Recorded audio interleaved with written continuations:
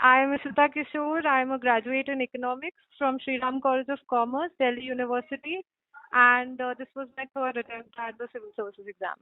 Prelims की strategy तो बस प्रीवियस ईयर क्वेश्चंस प्रिपेयर किए थे बहुत अच्छे से, और करंट अफेयर्स और मेनली स्टैटिक पे फोकस रखा था क्योंकि यही क्वेश्चन हमसे अच्छे से सॉल्व हो पाते हैं वहाँ पे। तो थोड़ा अनप्रिडिक्टेबल रहता है पेपर, इसलिए कंसिस्टेंट रहना जरूरी है। लास्ट 2 अटेम्प्ट में मेरा प्रीलिम्स नहीं क्लियर हुआ था, इस बार ही मेरा पहली बार प्रीलिम्स क्लियर हुआ था। मेंस में मैंने सिलेबस के हर एक वर्ड से नोट्स बना लिए थे, और राइटिंग प्रैक्टिस बहुत ज़्यादा की थी क्योंकि एग्ज़ाम बहुत ज़्यादा ड्रेनिंग है। हमें पता है कि वो सुबह शाम होता है 3 दिन लगातार, और फिर अगले वीकेंड भी। तो उस टाइप का स्टैमिना होना बहुत ज़रूरी है सबसे पहले तो। और उसके बाद नॉलेज, सारे कीवर्ड्स सिलेबस से उठा के उसको अच्छे से पढ़ा था। ऑप्शनल मेरा political science and international relations. Political science मेरा वो था, इलेक्टिव था कॉलेज में, तो थोड़ा आइडिया था मुझे सब्जेक्ट का, और मुझे लगा इस सब्जेक्ट में राइटिंग स्किल्स मेरी जो है वो मेरी स्ट्रांग लगती है मुझे। तो आई फेल्ट दैट मुझे अपने स्ट्रेंथ्स पे रहना चाहिए, एंड पॉलिटिकल साइंस मतलब मुझे लग रहा था कि मैं अच्छे से लिख पाऊंगी, एंड जो क्रिएटिवली अच्छे से कंसाइज करके बहुत सारी इन्फॉर्मेशन लिखना होता है, तो मुझे लगा था वो मेरा एडवांटेज है, तो मुझे उस पर स्टिक करना चाहिए। बाकी इकोनॉमिक्स भी बहुत अच्छा सब्जेक्ट है, मैंने तो ग्रेजुएशन ही किया है, तो मुझे दोनों ही सब्जेक्ट बहुत पसंद थे, बट इसमें मुझे लगा कि इतने कम्पिटिटिव एग्जाम में थोड़ा सा एज इसलिए रहेगा क्योंकि मुझे अपनी राइटिंग स्किल्स पे भरोसा था। आई थिंक आज की दुनिया में तो ओवर इन्फॉर्मेशन है ऑनलाइन, कुछ ज़्यादा ही इन्फॉर्मेशन है, तो वो सही से चूज करना इम्पोर्टेंट है। करंट अफेयर्स के लिए कोई भी एक वेबसाइट अच्छे से फॉलो करें, और उसके नोट्स रेगुलरली बनाएं, 3-4 जगह ना भागें, कोई एक वेबसाइट पकड़ लें। और बाकी तो स्टैटिक बुक्स हैं, और अखबार अच्छे से पढ़े। मैंने तीनों अटेम्प्ट में बहुत अच्छे से अखबार पढ़ा है, एंड अखबार तीनों स्टेजेस में काम देता है, प्रीलिम्स में भी, मेंस में भी, इंटरव्यू में भी, बस तीनों स्टेजेस में पढ़ने का तरीका भी अलग होता है अखबार को। और बहुत ज़्यादा एनालिसिस की, क्योंकि बहुत बड़ा सेटबैक भी लगता है जब हम पूरा साल प्रिपेयर करते हो और प्रीलिम्स नहीं निकलता है, तो बहुत ज़्यादा एनालिसिस की है। I think apart from your knowledge, तो पढ़ाई तो मैंने हर अटेम्प्ट में बहुत अच्छे से की थी, नॉलेज के अलावा एमसीक्यू सॉल्विंग की प्रैक्टिस चाहिए होती है। तो we should practise, and we should practise from previous year questions, और फिर आपको खुद ही लगेगा कि ये टेस्ट में क्या पूछ रहे हैं। आप पीवाईक्यू से कंपेयर कीजिए उसे, ये पीवाईक्यू से ज़्यादा पास लग रहा है या ज़्यादा दूर लग रहा है।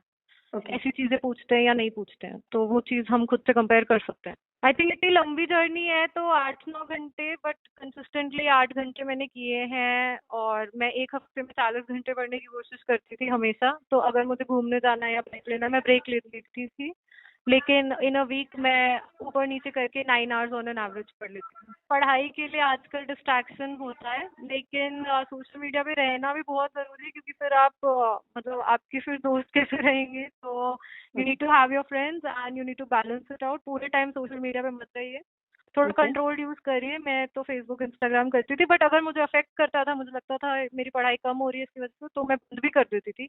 मैंने बहुत दफा डिलीट किए ये ऐप्स, फिर डाउनलोड किए, तो आप अपने हिसाब से देखते रहिए। प्रीलिम्स के लिए तो यही है कि try to be very present in the exam, analytical skills use करना है, अपने हर स्टेटमेंट को ढंग से पढ़िए, जो आता है उस पर ट्राई करिए, और जस्ट मतलब be very presence of mind, और एनालिसिस बहुत जरूरी है apart from knowledge. Next 4 days आप फोकस करिए बेसिक मतलब पॉलिटी, हिस्ट्री और इकोनॉमिक्स पे, और प्रीवियस ईयर क्वेश्चंस पे, और बाकी टेस्ट सीरीज वगैरह को पॉज कर दीजिए।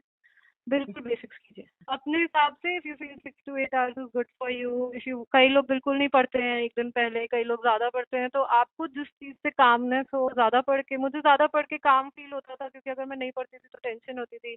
कई लोगों का उल्टा होता है, तो वो अपने हिसाब से करें, but stay relaxed, whatever keeps you relaxed. Last minute में बुक, आई थिंक अपने पॉलिटी और इकोनॉमिक्स और हिस्ट्री कर लीजिए लास्ट मिनट में, यही इम्पोर्टेंट है। I mean there was no anxiety, and ऐसा कुछ प्रेशराइजिंग माहौल भी नहीं है। They really made me comfortable, and वो लोगों ने मुझसे बहुत प्यार से बात की, एंड एक्चुअली शुरू में बोला भी कि ये कोई क्विज कॉन्टेस्ट नहीं है, एंड हमें भी सब कुछ आता नहीं है, किसी को भी सब कुछ नहीं आ सकता है, तो बस आप ऑनेस्टली बता दीजिए अगर नहीं आता है। तो उन्होंने ये बात बोली तो मुझे बहुत कंफर्टेबल फील हुआ। तो फिर उन्होंने मुझसे काफी बातें की दुनिया के बारे में, एंड जैसे पंचायत के बारे में, रिसर्च कल्चर के बारे में, स्पोर्ट्स के बारे में, क्योंकि मेरा स्पोर्ट्स में बैकग्राउंड है। I am a national level football player, तो उन्होंने पूछा कि आप ये फुटबॉल की नॉलेज कैसे यूज करेंगे एडमिनिस्ट्रेशन में। तो ओवरऑल ठीक था इंटरव्यू। मेरे पेरेंट्स दोनों पटना से हैं, मैं ग्रेटर नोएडा में रहती हूँ, और मेरा स्कूलिंग और कॉलेज दोनों दिल्ली से हुआ है, लेकिन मेरा बर्थ हैदराबाद का है, तो एक तरीके से मैं पूरे इंडिया से ही हूँ। I know how it feels, I have been there. And अगर आपको genuinely self belief है, if you think you can do it, then you should try your best, but you should believe in yourself first, and उसी के बाद आप मेहनत कर पाते हैं। So that is the first step, and be very consistent in your journey. ये एक दिन का एग्जाम नहीं है, पूरे साल पढ़ना पड़ता है, तो बैलेंस रहें एंड कंसिस्टेंट रहें। मैंने 8-8 घंटे किए हैं, मिनिमम 9 घंटे किए हैं, और नहीं करती थी तो फिर मैं कवर अप भी करती थी। तो बस यही है कि just believe in yourself. If you truly believe in yourself, then you should really work hard for it.